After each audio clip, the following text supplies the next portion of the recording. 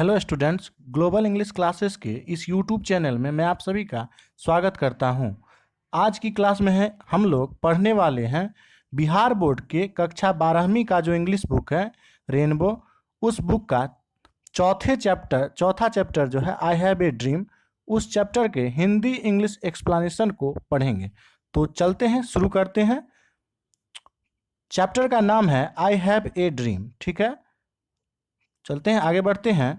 तो Martin Luther king junior 1929 to 1968, a Baptist minister by training, became a civil rights activist early in his career, leading the Montgomery bus boycott and helping to found the Southern Christian Leadership Conference।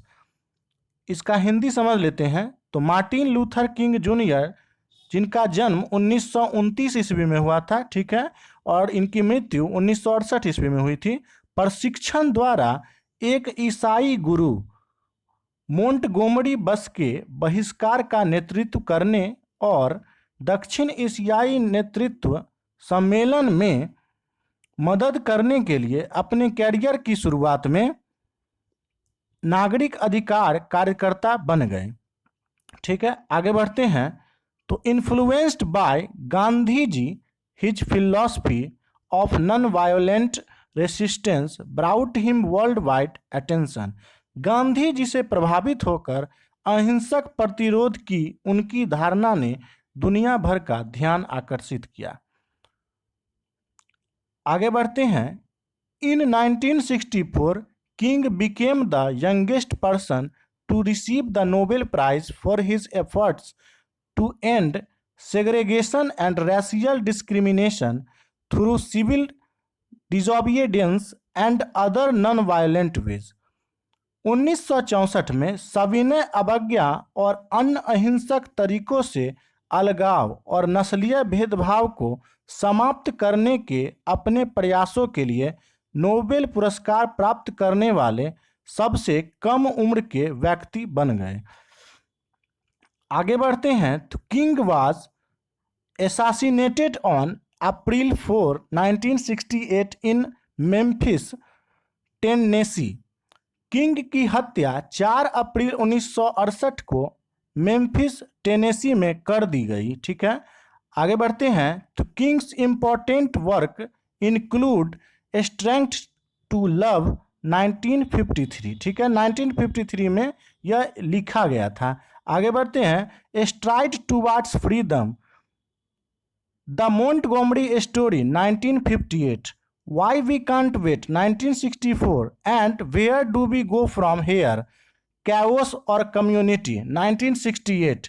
Kings की महत्वपूर्ण रचनाओं में strength to love 1953, stride towards freedom, the Montgomery story 1958, why we can't wait 1964 और where do we go from here, chaos या community 1968 में शामिल है। ठीक है, ये सब उनकी रचनाएं थी, उन्होंने लिखा था ये सब। आगे बढ़ते हैं।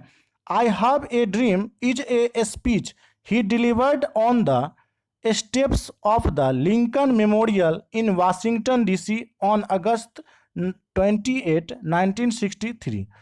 28 अगस्त 1963 को वाशिंगटन डीसी में लिंकन मेमोरियल की सीढ़ियों पर भाषण देते हुए मैंने एक सपना देखा है।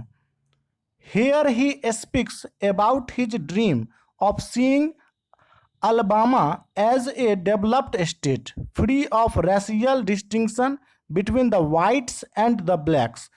यहाँ वह अलबामा को विकसित राज्य के रूप में देखने के अपने सपनों के बारे में बातचीत करते हैं, जो गोरों और कालों के बीच नस्लीय भेद से मुक्त है। ठीक है, आगे बढ़ते हैं।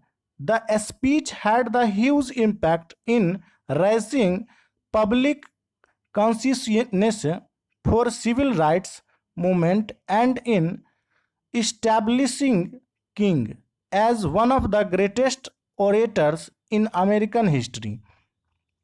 नागरिक अधिकारों के आंदोलन के लिए सार्वजनिक चेतना बढ़ाने और किंग को अमेरिकी इतिहास में महानतम संस्थापकों में से एक के रूप में स्थापित करने में भाषण का बहुत बड़ा प्रभाव था।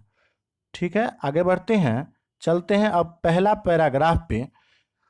5 years ago, a great American in whose symbolic shadow we stand signed the Emancipation Proclamation। 5 साल पहले एक महान अमेरिकी जिसकी प्रतीकात्मक छाया में हम खड़े थे ने मुक्ति प्रस्तावना पर हस्ताक्षर किए। This momentous decree came as a great beacon, light of hope to millions of Negro slaves who had been seared in the flames of withering injustice। यह आवश्यक आदेश एक महान दीप स्तंभ के रूप में आया, लाखों निग्रो दासों की आशा की रोशनी जो तिरस्कारपूर्ण अन्याय की लपटों में घिर चुके थे। ठीक है, आगे बढ़ते हैं। It comes as a joyous daybreak to end the long night of captivity. यह कैद की लंबी रात को समाप्त करने के लिए एक खुशी का दिन था। चलते हैं दूसरे पैराग्राफ पे। But 100 years later we must face the tragic fact that the Negro is still not free. लेकिन 100 साल बाद हमें इस दुखद तथ्यों का सामना करना चाहिए कि नेग्रो अभी भी मुक्त नहीं है। नेक्स्ट लाइन है 100 years later the life of the Negro is still sadly crippled by the manacles of segregation and chains of discrimination. 100 साल बाद निग्रो का जीवन अभी भी अलगाव और भेदभाव की जंजीरों से भरा है।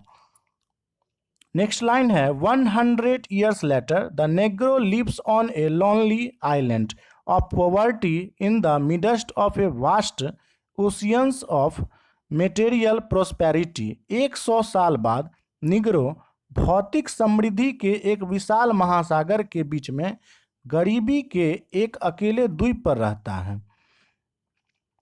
नेक्स्ट लाइन है 100 years later the Negro is still languishing in the corners of American society and finds himself and exile in his own land। 100 साल बाद निग्रो अभी भी अमेरिका के समाज के कोनों में रह रहा है और खुद को अपनी ही भूमि में निर्वासित पाता है। आगे बढ़ते हैं। So we have come here today to dramatize an appalling condition. इसलिए हम आज यहाँ आए हैं एक भयावह स्थिति का नाटक रूपांतरण करने। Thanks for watching this video guys.